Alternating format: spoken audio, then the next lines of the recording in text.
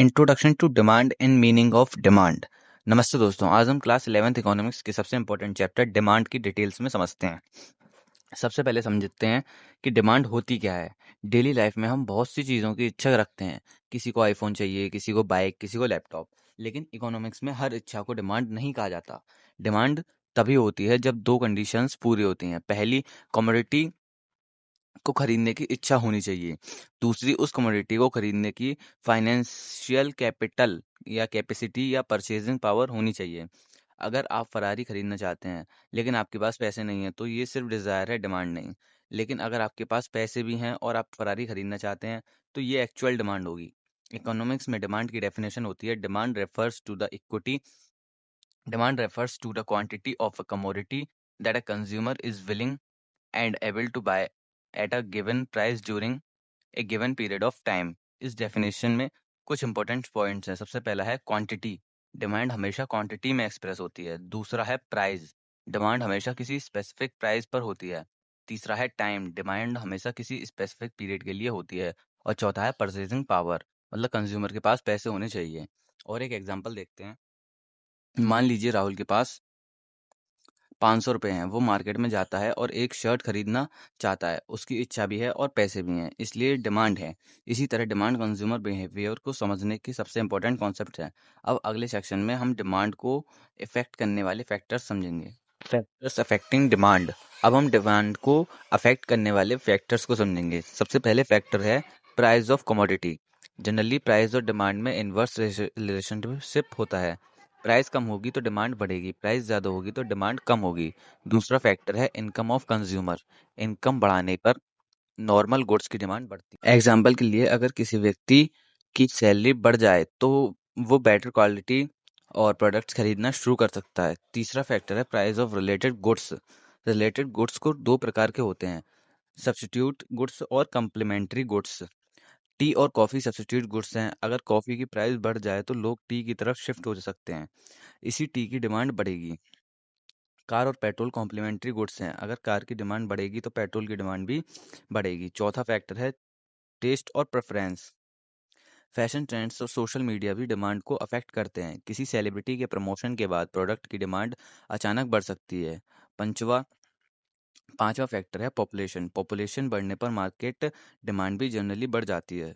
चौथा फैक्टर है future expectations. अगर लोगों को लगता है कि फ्यूचर में किसी प्रोडक्ट की प्राइस बढ़ने वाली है तो वो उस प्रोडक्ट को पहले ही खरीद सकते हैं। डिमांड को समझने के लिए इन सब फैक्टर्स को ध्यान में रखना बहुत ज़रूरी है। अब हम इकोनॉमिक्स के सबसे फेमस लॉ को समझेंगे। तो पहले इन सब के एक एग्जांपल देख लेते हैं। सबसे पहले प्राइस ऑफ कमोडिटी का एग्जांपल। जैसे अगर आइसक्रीम का प्राइस 50 रुपये से 30 रुपये हो जाए तो ज़्यादा लोग आइसक्रीम खरीदेंगे। अगर प्राइस 30 से 80 हो जाए तो डिमांड, इनकम बढ़ने पर नॉर्मल गुड्स की डिमांड बढ़ती है, इनकम घटने पर नॉर्मल गुड्स की डिमांड घट सकती है। एग्जाम्पल के लिए, अगर किसी व्यक्ति की सैलरी बढ़ जाए तो वो बेटर क्वालिटी के कपड़े, मोबाइल, कार, घर का सामान खरीदना शुरू कर सकता है। इसके बाद आती है प्राइस ऑफ रिलेटेड गुड्स, मतलब सब्स्टिट्यूट गुड्स और कॉम्प्लीमेंट्री गुड्स। ठीक है, रिलेटेड गुड्स दो प्रकार के होते हैं, सब्स्टिट्यूट और कॉम्प्लीमेंट्री। ठीक है, इसके बाद आते हैं टेस्ट एंड प्रेफरेंस। ठीक है, इसका एग्जांपल है कोई एक्टर अगर किसी शूज़ ब्रांड का ऐड करता है तो उस ब्रांड की डिमांड बढ़ जाती है। पॉपुलेशन का एग्जांपल है, जैसे इंडिया की पॉपुलेशन बढ़ने के साथ साथ खाने, कपड़े, घर, मोबाइल और एजुकेशन सबकी डिमांड बढ़ रही है। और फ्यूचर एक्सपेक्टेशंस होती हैं, जैसे अगर लोगों को लगता है कि सोना महंगा होने वाला है तो वो आज ही सोना खरीद लेते हैं। डिमांड को समझने के लिए इन सब फैक्टर्स को ध्यान में रखना बहुत ज़रूरी है। अगला स्टेप, अब हम इकोनॉमिक्स के सबसे फेमस लॉ को समझेंगे, law of demand, demand schedule and demand curve. सबसे पहले आता है law of demand. Law of demand economics का सबसे इंपॉर्टेंट लॉ माना जाता है। ये कहता है other things remaining constant, price और डिमांड के बीच इनवर्स रिलेशनशिप होता है। ठीक है, अगर प्राइस ऊपर जाएगा तो डिमांड घटेगी, प्राइस नीचे जाएगा तो डिमांड बढ़ेगी। याद रखिए, price up down, demand down and price down to demand up. अब एक एग्जांपल देखते हैं। अगर आइसक्रीम की प्राइस 50 रुपये है तो डिमांड 100 यूनिट्स है। ठीक है, और अगर प्राइस 40 रुपये हो जाए तो डिमांड 150 यूनिट्स हो सकती है। और अगर प्राइस 30 रुपये हो जाए तो डिमांड 200 यूनिट्स तक भी पहुंच सकती है। अब डिमांड शेड्यूल को समझते हैं। डिमांड शेड्यूल एक टेबल होती है जो अलग अलग प्राइसेस पर डिमांड क्वांटिटी को शो करती है। ये न्यूमेरिकल फॉर्म में रिलेशनशिप को दिखाती है। ठीक है, जब हम डिमांड शेड्यूल को ग्राफ पर प्लॉट करते हैं तो डिमांड कर्व। अब सवाल आता है कि डिमांड कर्व डाउनवर्ड क्यों होता है। इसके कई रीजंस हैं, ठीक है। पहला रीजन है law of diminishing marginally utility, ठीक है। तो जितनी ज़्यादा यूनिट्स कंज्यूम करते हैं उतनी एडिशनल सेटिस्फैक्शन यानी मार्जिनल यूटिलिटी कम मिलती है। दूसरा रीजन है इनकम इफेक्ट, प्राइस कम होने पर कंज्यूमर की परचेजिंग पावर बढ़ जाती है। तीसरा रीजन है सब्स्टिट्यूशन इफेक्ट, लोग महंगी कमोडिटी की जगह सस्ती कमोडिटी चूज करते हैं। चौथा रीजन है न्यू कंज्यूमर, प्राइस कम होने पर नए कंज्यूमर मार्केट में एंटर करते हैं। इसी वजह से डिमांड कर्व डाउनवर्ड स्लोप करता है। अब हम लॉ ऑफ डिमांड की एक्सपेक्टेशंस को समझेंगे। Law of demand micro economics का सबसे फेमस लॉ है और पूरी डिमांड थ्योरी की फाउंडेशन है, ठीक है। लॉ ऑफ डिमांड का एक एसेंस है, प्राइस डाउन होगा तो डिमांड अप और प्राइस अप तो डिमांड डाउन। ये बहुत इंपॉर्टेंट चीज़ है, ये ध्यान रखने का। यहाँ क्लियरली दिख रहा है कि प्राइस कम होने पर डिमांड बढ़ रही है, यही लॉ ऑफ डिमांड है, ठीक है। इसके बाद लास्ट आता है हमारा expectations of law of demand and complete revision. अब तक हमने डिमांड और लॉ ऑफ डिमांड को समझा, लेकिन अब कुछ सिचुएशंस ऐसी भी होती हैं जहां लॉ ऑफ डिमांड अप्लाई नहीं होता। सबसे पहली एक्सपेक्टेशन है गिवन गुड्स, ये इन्फेरियर गुड्स होते हैं, इनमें कभी कभी प्राइस बढ़ने पर भी डिमांड बढ़ सकती है, ठीक है। दूसरी एक्सपेक्टेशन है वेवलिन गुड्स।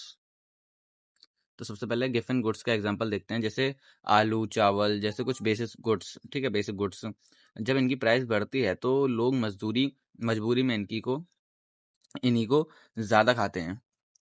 और दूसरा आता है फिर वेरिएबल गुड्स, ये लग्जरी गुड्स होते हैं, इनकी प्राइस बढ़ने पर भी डिमांड बढ़ सकती है। एग्जांपल जैसे luxury watches, designer bags, premium cars, diamond jewellery, लोग इन्हें स्टेटस सिंबल के रूप में खरीदते हैं। थर्ड आता है फ्यूचर एक्सपेक्टेशंस, अगर लोगों को लगता है कि फ्यूचर में प्राइस और बढ़ने वाली है तो वो भी ज़्यादा क्वांटिटी खरीद लेते हैं।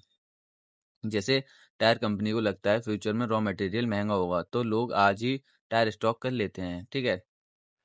इग्नोरेंस, कभी कभी कंज्यूमर हाई प्राइस को हाई क्वालिटी समझ लेते हैं, इसी वजह से प्राइस बढ़ने पर भी डिमांड बढ़ सकती है।